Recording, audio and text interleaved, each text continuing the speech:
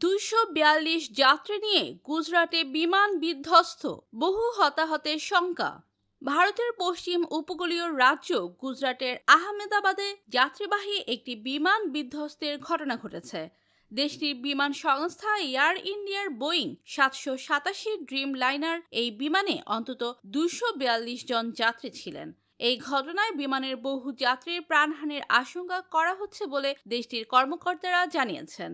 দেশটির সংবাদ মাধ্যম এনডিটিভির প্রতিবেদনে বলা হয়েছে, আহমেদাবাদ বিমানবন্দর থেকে ২৪২ আরোহীকে নিয়ে এয়ার ইন্ডিয়ার ওই বিমান যুক্তরাজ্যের রাজধানী লন্ডনের উদ্দেশ্যে যাত্রা শুরু করেছিল।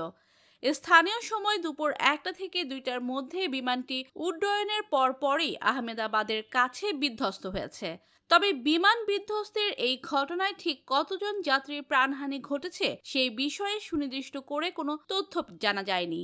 ভারতের বেসামরিক বিমান চলাচল বিষয়ক একটি সূত্র রয়টার্সকে বলেছে, এয়ার ইন্ডিয়ার বিধ্বস্ত বিমানটি লন্ডনের গ্যাটউইক বিমানবন্দরের উদ্দেশ্যে যাওয়ার পথে আহমেদাবাদের আবাসিক এলাকায় বিধ্বস্ত হয়েছে। আহমেদাবাদের সর্দার বল্লভভাই প্যাটেল আন্তর্জাতিক বিমানবন্দর থেকে উড্ডয়নের পরপরই এয়ার ইন্ডিয়ার ওই বিমান বিধ্বস্ত হয়েছে। দেশটির টেলিভিশন চ্যানেলগুলোর প্রতিবেদনে বলা হয়েছে, উড্ডয়নের পরপরই বিমানটি দুর্ঘটনার কবলে পড়ে।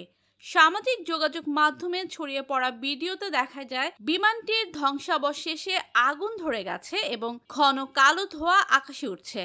বিমানবন্দরের কাছাকাছি আবাসিক এলাকায় বিমানটি বিধ্বস্ত হয়েছে। ভিডিওতে বিমানবন্দরে সারি সারি অ্যাম্বুলেন্স দাঁড়িয়ে থাকতে দেখা যায়। এ সময় আহতদের উদ্ধার করে স্ট্রেচারে করে অ্যাম্বুলেন্সে নেওয়া হয়। স্থানীয় একজন কর্মকর্তা বলেছেন, কয়েকজন যাত্রীকে গুরুতর আহত অবস্থায় উদ্ধারের পর স্থানীয় বিভিন্ন হাসপাতালে পাঠানো হয়েছে।